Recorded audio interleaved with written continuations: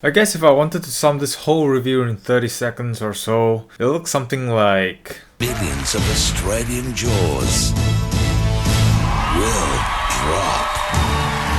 Oh my gosh, look at her butt. Oh my gosh, look at her butt. I like big butts and I cannot lie. You other brothers can't deny. Beautiful.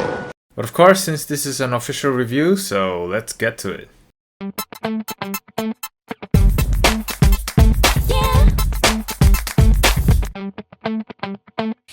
Hello and welcome back to another episode on the KenOhwee channel, and today we'll be reviewing the sexiest figure in the S.H Figuarts line and also the DC movie world.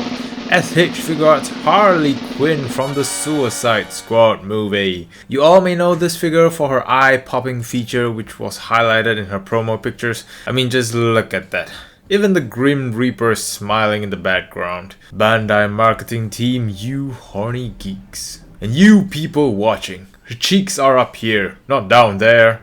Focus. By the way, this pose right here is a chore to pull off, and I'll tell you why later. But let's see if she can do more than just look sexy. So gentlemen, take a long cold shower, drink some cold water, put some ice in your pants, and let's start with the box. So a beautiful pink and blue theme with her name and her classic pose at the front, more mention of her name, and at the back, more features of her interchangeable faces, which I'm really curious to see. So without further ado, it's time to get hot and heavy.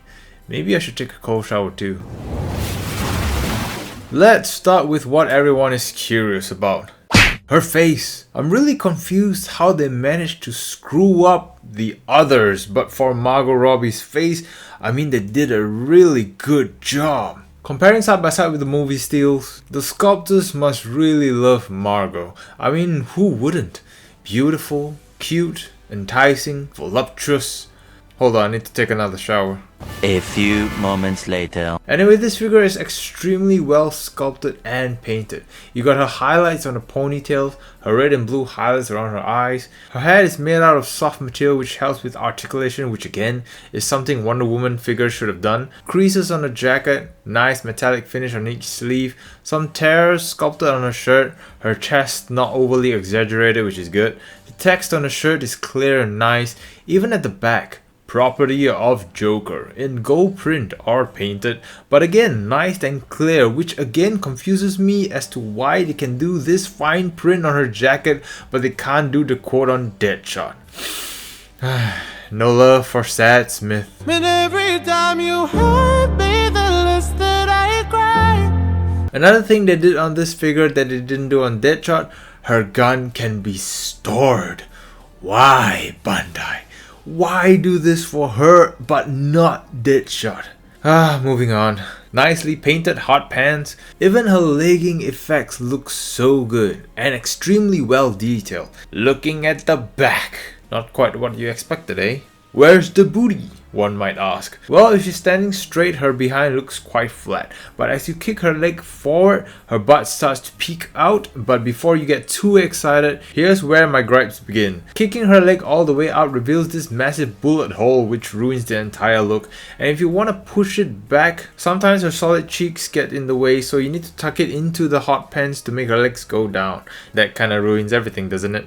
Also, I like how as you make her crunch and arch, they sculpted the belly button and also a little bit of her butt. So it's not just a hole there, but the paint from her hot pants is starting to wear off on her butt, which is a shame. My last gripe is on her high heels. Everything from the top looks really good, but it is compromised by the disconnect of her heels here. The only way you could cover it up is when you push her feet all the way up, which means she'll be doing the Michael Jackson move. Also, since she's on heels and no ankle pivot, it takes a lot of effort to get her to stand. One of these days these boots are gonna walk all over you. Can't even stand, let alone walk. And remember the promo picture I mentioned earlier?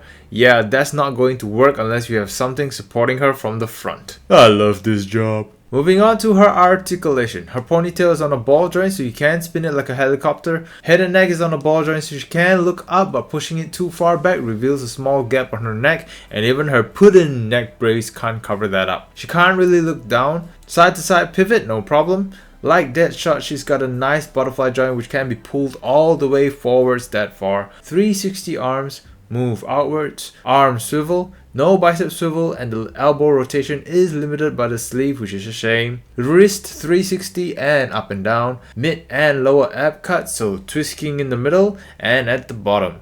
Due to her shirt, it limits her crunching, which can go only that far, and exerting any more pressure results in decapitation. No, my Marco. But she can arch backwards a lot further. Despite all that workout, she can only split that far.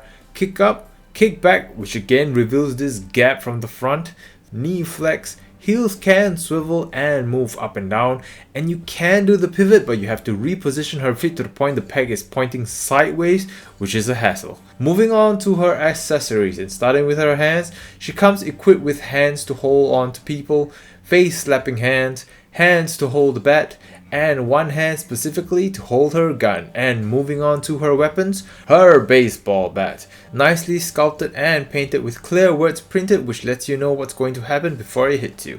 And to equip her bat, just like the lightsabers, it can be split into two and put it into her hands, but the hand with the gloves on my figure can only hold this much of the handle, while the other has more room, which is sad. Her gun, which has a lot of detail even though the love is upside down, but it's on there. And on the other side, mate I presume, but at least they painted it there. They can do this, but they can't. I give up. It's official. Bandai hates Deadshot. Lastly, her interchangeable faces. One with a mouth wide open, which followed this reference. Another all serious, which you know you're going to get beaten up. And lastly, this crazy look, which just looks crazy. I mean, those eyes, coupled with that smile, shivers down my spine. And here is Harley Quinn standing next to other figures, and as mentioned before, S.H Figuarts height is perfect for female figures, but the Mayfix Deadshot is just way too tall. So, in summary, bringing everything into consideration, her hindered crunch movement which may result in decapitation, the gaps in her legs when she's forced to do kicks, the instability due to her expensive heels, just like the character, she's a flawed figure masked by a beautiful appearance.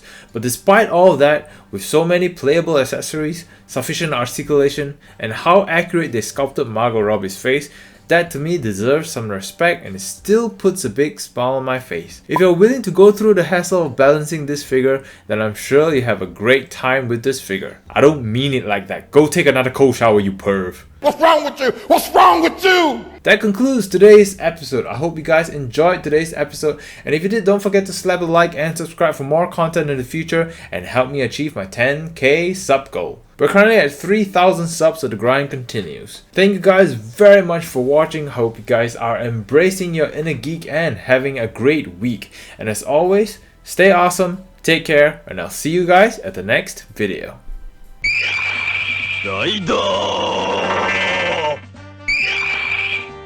Click here for video 1.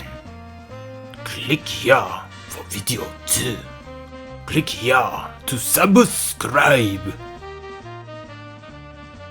Click it. Thank you for watching. Arigato.